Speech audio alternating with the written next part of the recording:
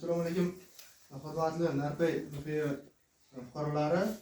Men Xalbay Narpay BXM mahallada ishlash bo'limi bosh mutaxassisi Suyunib Ahmad Shavkatovman.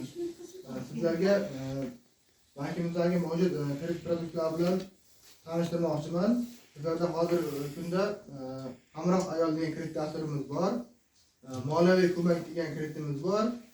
Keyin yoshlar tadbirkorlikni rivojlantirish bo'yicha kreditimiz bor va oilaviy tadbirkorlik bo'yicha kreditlarimiz bor. Sizlarga hozir bir aytmoqchi bo'lsam, Hamroh kreditimizda kredit foizi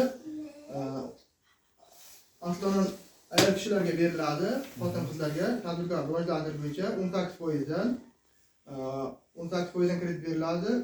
Faqat bu unisi o'zini band qiladi. O'sha ikkitadan kam bo'lmagan ishchi kafil qo'yilishi kerak. Davlat ishchiga kafildan qo'yilishi kerak. Kredit foizi 7 yilgacha beriladi. 7 yilgacha beriladi. Faqat pul ko'chirish bilan bo'ladi u ham. Naqdda berilmaydi. O'sha 7 yilgacha beriladi, 6 oy imtiyoz davri bilan beriladi. Ta'minlash kerak.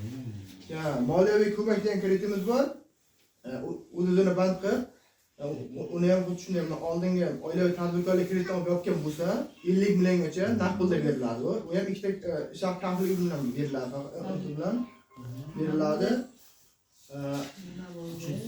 Yoshlar tadbirkorlik bo'yicha o'sha olishni qaror bo'yicha ajratiladi. U ham pul ko'chirish yo'li bilan bo'ladi. Yoki shaxs kafilligi bilan yoki sug'urta kafilligi bilan. Sug'urta kafilligi 100% sug'urta kafilligi bo'lmaydi. 70% sug'urta kafilligi bo'lsa, 30% shaxs kafilligi bo'ladi. 18%. O'sha yoshlarda qaysi yo'nalish bo'yicha ishlab chiqarish bo'ladimi?